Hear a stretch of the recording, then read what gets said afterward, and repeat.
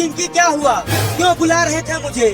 Doctor साहब, बाबू ने इस छोटी सी बिल्ली को टेम्पो से ठोक दिया है और इसे बहुत चोट लगी है, इसीलिए हम आपके पास आए हैं। रुको, चेक करता हूँ। इस बिल्ली की सांसें तो चल रही है। लगता है इसके पैरों में चोट लगी है। तो अब क्या होगा डॉक्टर साहब? लेकर आओ इसे हॉस्पिटल के अंदर। मम्मी बचाओ!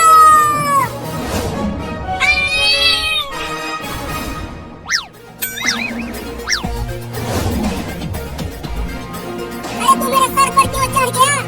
इस बिलार से बचने के लिए।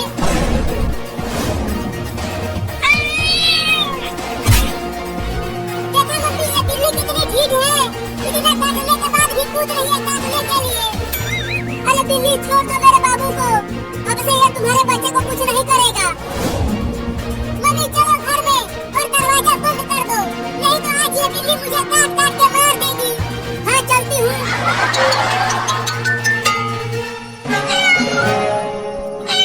अब दरवाजा बंद कर दो मम्मी।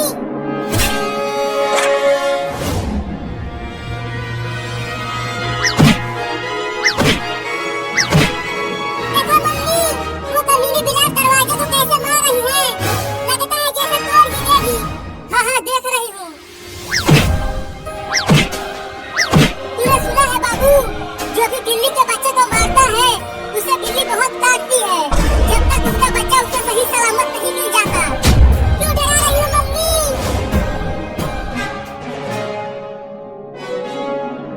सुनो चिंटू और चिंकी, मैंने इस बिल्ली को इंजेक्शन लगा दिया है। तो क्या ये ठीक हो गई? नहीं, अभी ये ठीक नहीं हुई है। अब ये कभी भी नहीं चल पाएगी। क्या? लेकिन क्यों डॉक्टर साहब? ठोकर लगने से इसके चारों पैर खराब हो गए हैं, अब वो किसी काम का नहीं है। तो फिर ये कैसे चलेगी डॉक्टर? चिंता मत करो, इसका भी उपाय है। कौन सा उपाय?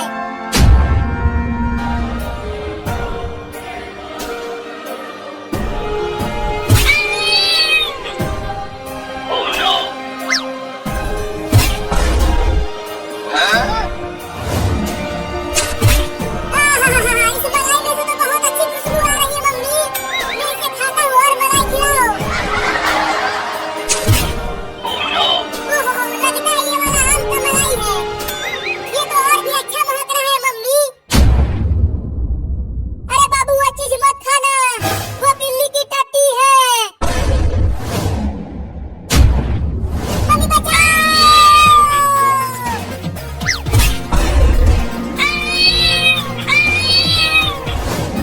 मम्मी, घर का दरवाजा तो बंद था, तो एक खतरनाक बिल्ली घर में कैसे आ गई? लगता है ये खिड़की से आई है। देखो चिंटू और चिंकी, इस बिल्ली के पैरों में 4 चक्का लगा दिया है। तो ये चलेगी कैसे? ये बिल्ली जिधर जाने की सोचेगी उधर ही ये चक्का जाएंगे। ये तो बहुत ही बढ़िया है। चलो चिंकी, अब घर चलते हैं। इस बिल्ली की माँ वहाँ रो रही होगी। हाँ चलो, चलो बिल्ली।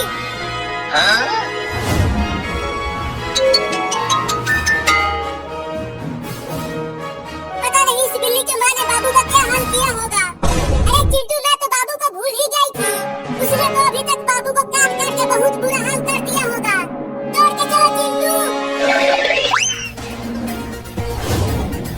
मम्मी, इसे मार के भगाओ ना, तब से ये मेरे पीछे ही पड़ी हुई है।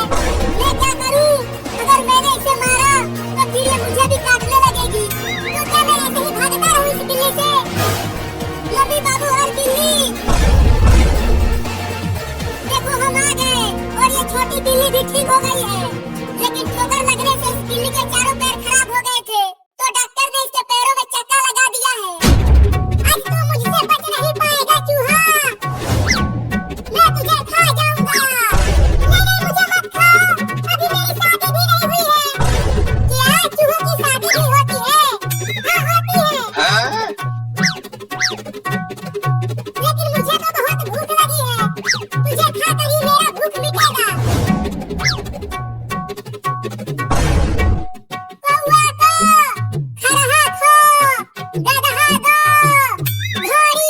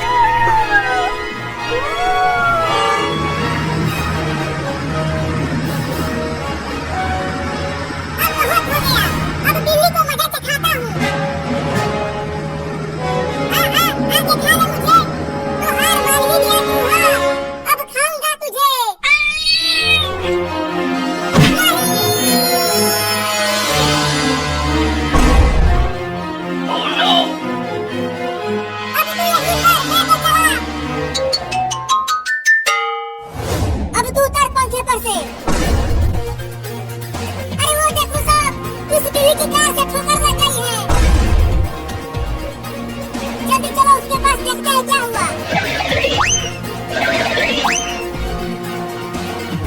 लगता है ये उस चूहे का पीछा करते हुए कार से टकरा गई। ये सब छोड़ो कि कैसे टकराई, चलो इसे डॉक्टर के पास लेकर चलते हैं। दिल्ली को उठा चिंटुआ और चल हॉस्पिटल।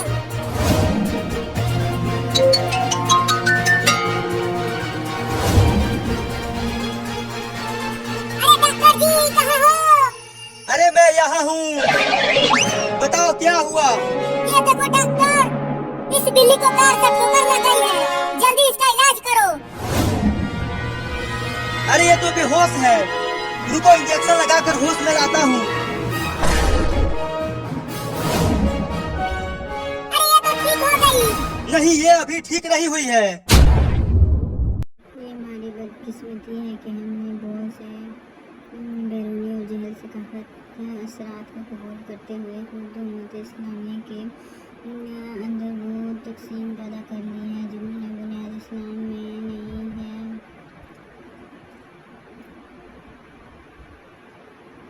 बल्कि यहाँ पैगाम के बिल्कुल ये है। आज सूरत हाल ये है कि हम अपने आप को मुख्तलिफ ज़ातों के लिहाज से, ज़बानों के लिहाज से, नस्लों के लिहाज से, बर्दारों के लिहाज से, इलाकों के लिहाज से तकसीम करते हैं और बड़े फ़ख्र से ये बात कहते हैं कि हमारे यहाँ शादी सिर्फ हमारी ज़ात में होती है। इब्न क़सीम ने इमाम बाबर इस्लाम के ज़रिए जिस रवायात को यहाँ पर कायम किया, वो रवायात वही थी जिसको मदीना मनव्वरा और मक्का मुकर्रमा में रसूलुल्लाह सल्लल्लाहु अलैहि वसल्लम ने दीन इस्लाम के बुनियादी असूलों की रोशनी में हमें समझाया था। दीन इस्लाम में इनकलाबी तौर पर साथ खून और मुआशी जदाददारी को ख़त्म करने के बाद मसावत इंसानी का दर्ज दिया था। इब्न क़ासिम के दौर में कोई तफरीक ना ज़ात की बुनियाद पर की गई, ना ज़बान की बुनियाद पर की गई, ना नस्ल की बुनियाद पर की गई, ना पैसे की बुनियाद पर की गई, ना तमाम तफरीक़ात को दूर करते हुए एक ऐसे मुआशरे की बुनियाद रख दी गई जो इस्लाम के आलमगीर आदिलाना असूलों का नुमाया हो। यौम बाबर इस्लाम की अहमियत इसी बिना पर है कि इस तारीख़ी वाक़या ने सिंध के नस्लों इंसानों अंदर राह रवायात से आज़ाद कर दिया। ये दिन हमें याद दिलाता है कि सिंध में हमारी तहज़ीबी और सकाफ़ती जड़ें किसी सरज़मीन में मौजूद हैं। सिंध में बाबुल इस्लाम की मिसाल ऐसी ही है जैसे मिस्र में अमर बिन आज़ी की फतह असर के बाद वहाँ ये तारीख़ का एक रोशन और दौर शुरू हुआ और माजी की तारीख़ें जिन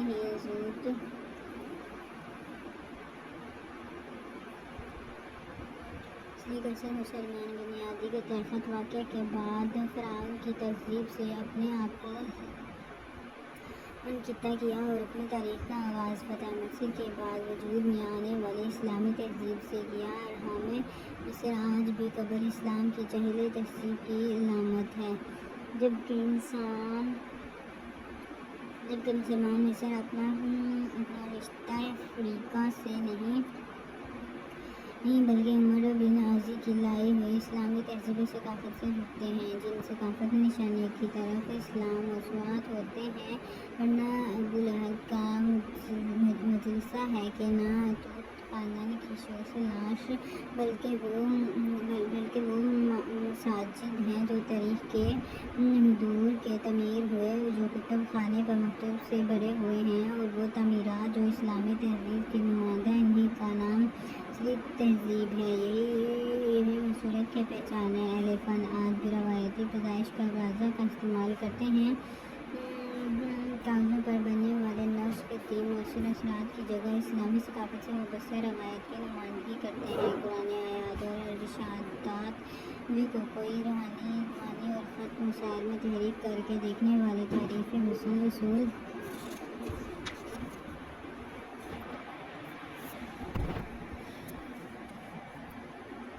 करते सकते हैं। अगर गौर किया जाए तो यूं बापुल इस्लाम दरअसल एक नई सकाफत, एक नई तहजीब, एक नए रुझान के आगाज़ की अलामत है। ये मेज़बार से आए हुए एक फ़र्द की फ़तह की दास्तान नहीं है, क्योंकि ये फ़तह जिस बिना पर हुई वो कोई इस्तिहाली हमला न था, बल्कि यहाँ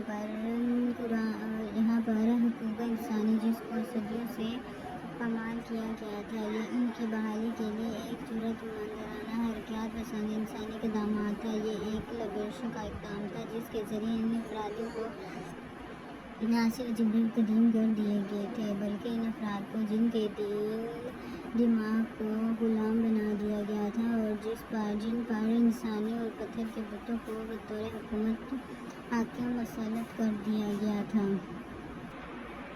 10 रमज़ान मुबारक को इब्ने कासिम की सिंध में कामयाबी के साथ कहाँ तक पहुँचे, तफसीलात में जाए बगैर हम इख्तिसार से सिर्फ यही कर सकते हैं कि यौम बाब इस्लाम न सिर्फ बरसगीर आलम अमली इस्लाम के लिए भी एक अहम तारीख़ से संगे मील की हैसियत रखता है। यही जिस निज़ाम की बुनियाद रखी गई, इसकी पहचान अदल और रवायात, तहम्मुल, हकमियत, अहली और माशरती फलाह थी। इस निज़ाम में इंसान के बुलंद होने की बुनियाद ना दौलत थी, ना इसकी नस्ल, बल्कि इसका शाहत इस्लाम का बड़ा सबब और आदिलाना निज़ाम था, जिसके ज़रिए एक आला ज़ात के फ़राद और एक कम माशरती मुकाम के हामिल शख्स को यकसा अदल के खसूसियत का मौका मिले। इस्लाम ने जिस रवायात का नज़म किया और जुनवात और सिंध ने बग़ैर किसी मरहमत के इस नए निज़ाम का इस्तक़बाल किया।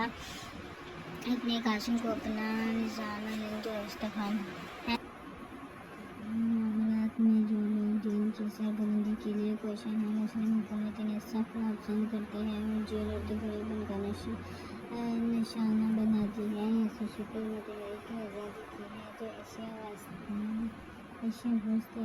और अफराद में अपने इंसानी हक़ाइक़ के तहफ़्फ़ुज़ के लिए दुनिया में कासिम की ज़रूरत है, जो अफसल लिसानी कौमियत, कुबाइल, बुतों और इस्लामी दुश्मन तसव्वुरात की जगह से रवायत को ताज़ा करे, जो तकरीबन 1000 साल कबल इस खत्ते की पहचान बन गई थी। रिया बिन अबुल कासिम इंसान से इस रवायत से उभरेगा। अल्लाह ताला की ये सुन्नत है कि वो जब एक कौम अपने आप को बदलना चाहती हो तो इसे हिदायत रहनुमाई देता है, ताकि हक़ गालिब आ जाए और बातिल फना हो जाए। बातिल फना होने ही के लिए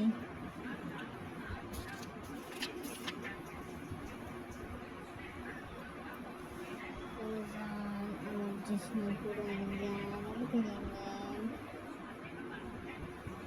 रमज़ान को अपना महीना कहा है, गोया पूरे एक माह तक अल्लाह सुब्हानहू व तआला की तरफ से इंसानियत की हिदायत और फलाह के लिए नाजिल किए जाने वाले कलाम अज़ीज़ से अपने ताल्लुक़ को, अपनी मोहब्बत को, अपनी वाबस्तगी को ताज़ा किया जाए और ये महीना जश्न कुरान बन जाए। इंसानी माशरे में जिसने ख़ुसूसियात मौके पर बनाई हुई है, ने आज़ादी किसी मुल्क से जो में इस्तेहाम से वाबस्ता होता है, जिसने औलादत वो लोग मनाते हैं जो अपने या किसी की विलादत को किसी मुकाम में आस्ते से वाबस्ता करने पर ईमान रखते हैं, लेकिन जिसने कुरान का ताल्लुक़ इसके पैगाम और इसकी इनक़राज़ तालीमात के ज़रिए तारीख़ी इंसानियत में एक नए दौर के आगाज़ से है। ये एक पुरकदर जश्न है। इसका आगाज़ 1 रमज़ान से और इख्तिताम में 1 जुलाई का होता है और पूरे महीने में न सिर्फ रोज़ा बल्कि कुरान करीम ने रमज़ान को अपना महीना कहा है, गोया पूरे 1 माह तक अल्लाह सुब्हानहू व तआला की तरफ से इंसानियत की हिदायत और फलाह के लिए नाज़िल किए जाने वाले कलाम अज़ीज़ से अपने ताल्लुक़ को अपनी मोहब्बत को, अपनी वाबस्तगी को ताज़ा किया जाए और यह महीना जश्न कुरान बन जाए। इंसानी मुआशरों में जश्न ख़ुसूसी मौक़ा पर मनाए जाते हैं। जश्न आज़ादी किसी मुल्क से यौम इस्तक़लाल से वाबस्ता होना है। जश्न विलादत वो लोग मनाते हैं जो अपनी या किसी की विलादत को किसी मुक़द्दस ज़ात से वाबस्ता करने पर ईमान रखते हैं। लेकिन जश्न कुरान का ताल्लुक़ इसके पैगाम और इसकी इनकलाब अंगेज़ तालीमात के ज़रिए तारीख़ इंसानियत में एक नए दौर के आगाज़ से है। ये एक मुनफरिद जश्न है। इसका आगाज़ यकम रमज़ान से और इख्तिताम यकम शवाल को होता है। इस पूरे महीने में सिर्फ़ हर रोज़ेदार बल्कि हर मुसलमान ये कोशिश करता है कि हर शाम इशा की नमाज के बाद हस्बे इस्तिदाद कुरान करीम की समाअत और इसकी मानी पर गौर करे। सलात तरावी अमूमन मस्जिद में अदा की जाती है, लेकिन बहुत से हजरात अपने घरों पर इसका इह्तमाम करते और कोई नौजवान कारी खुशहानी के साथ तकरीबन 2 घंटे में 1 या 1.5 जुज़ पारा की तिलावत करता है और वह खुद या कोई साहिब इल्म जो हिस्सा तिलावत किया जा रहा हो इसके अहम मज़ामीन का खुलासा बयान करता है। इस्तक़बाल कुरान के हवाले से गौर का एक पहलू ये है कि इस किताब अज़ीम का मकसद नज़्वल क्या है। क्या इसका मकसद भी दूसरी मुक़द्दस किताबों की तरह ख़ास मौक़ा पर बरकत के लिए पढ़ा जाना या बदारवाह को भगाने या किसी काम के आगाज़ के वक्त बरकत के लिए इसकी तिलावत का किया जा रहा है इसका मकसद है, या ये एक ऐसी किताब हदायत है जो दुनिया के तमाम इंसानों को सिराते मुस्तकीम और नजात से आगाह करने और ज़िंदगी गुजारने के सही तरीक़ा की तालीम के लिए नाज़िल की गई है। कुरान करीम खुद अपने बारे में कहता है कि वह तमाम इंसानियत के लिए हदायत है, यानी तमाम इंसानियत के लिए इखलाकी लायहा अमल है। ये इंसानों को आगाह करता है कि वो किस तरह ज़िंदगी से तज़ादात को दूर करके अपने रब की बंदगी इख्तियार करें और किस तरह अपने फ़राइज़ व वाजिबात अदा करें। कुरान करीम अपने आप को एक ऐसी किताब कहता है जिसका भेजने वाला और मुसन्निफ़ कोई इंसान नहीं है बल्कि रब्बुल आलमीन खुद है। अल्लाह का ये कलाम इसके बरगज़ीदा फ़रिश्ते जिब्राईल अलैहिस्सलाम के ज़रिए तारीख़ के मुख्तलिफ़ अदवार में इसके अंबिया पर